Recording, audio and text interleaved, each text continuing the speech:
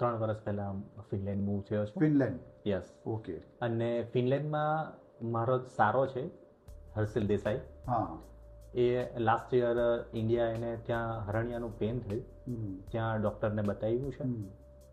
ત્યાં ડૉક્ટરે એવું કીધું કે અમને અત્યારે જ કરવાની કોઈ હાવ ઇમરજન્સી નથી લાગતી, એટલે એને 6 મહિના પછી સર્જરીનો ટાઈમ આપ્યો છે. એટલે એને હવે એને પેઇન થાય છે, ત્યાં એટલું મેડિકલ ફાસ્ટ નથી, તો એ અહીંયા સુરત આવીને તમારી પાસેથી ઓપરેશન કરાવી છે. સર્જરી કરી હતી. બરાબર. રાઈટ. તો હર્ષિલનો એક્સપિરિયન્સ, અને એણે મને કીધું કે ખરેખર આ ડૉક્ટરને તમે મળો. અને મને પણ ત્યાંથી ફિનલેન્ડથી જ પેઇન હતું, બીકોઝ ઓફ કે અમારે ત્યાં હેવી વર્ક કરીએ છીએ. બરાબર. ને ઠંડી વાળો પ્રદેશ છે, વેરી ઠંડી એટલે ઘણી વધારે પડતી ઠંડી છે. Minus temperature is there. Yes. તો હેલ્થ એક્સપિરિયન્સ પછી જ મને થોડો કોન્ફિડન્સ હતો, અને જ્યાર પછી હું તમને મળ્યો. બરાબર. અને તમે જે મને ટ્રીટ કર્યો છે એ ખરેખર ઘણું સારું છે. Thank you.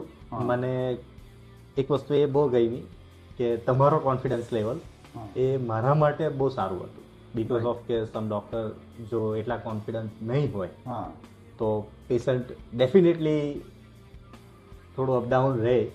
તમારા કોન્ફિડન્સ અને તમારા એક્સપિરિયન્સ જે મને ખબર છે એના પરથી ખરેખર મને બહુ સારું ફીલ થાય છે. સારી છે. રાઈટ. અને અત્યારે હું પહેલા જેવું કોઈ પેન ફીલ નથી કરતો. રાઈટ. 20 દિવસ થયા તમારી ઈ-ટેપિંગ મારી સર્જરીને 20 દિવસ થયા છે, અને 20 દિવસમાં હું એકદમ નોર્મલ લાઈફ જીવી શકું એટલી સારી રિકવરી છે મારી. So you are going back now, that's why you have come for yes. હું હવે 3 દિવસમાં ફિનલેન્ડ ફરીથી જાઉં છું. રાઈટ. અને તે માટે જ તમારો આભાર માનવા જ માટે ના, આવ્યો fine. તમે મને ખરેખર રેગ્યુલર લાઈફમાં લઈ આવ્યા છો, અને તમે પણ જાણો છો કે મારી જે હોલ હતું એ વધારે મોટું હતું, અને એ તમે મને કીધેલું જ હતું કે સાઈઝ મોટી હતી.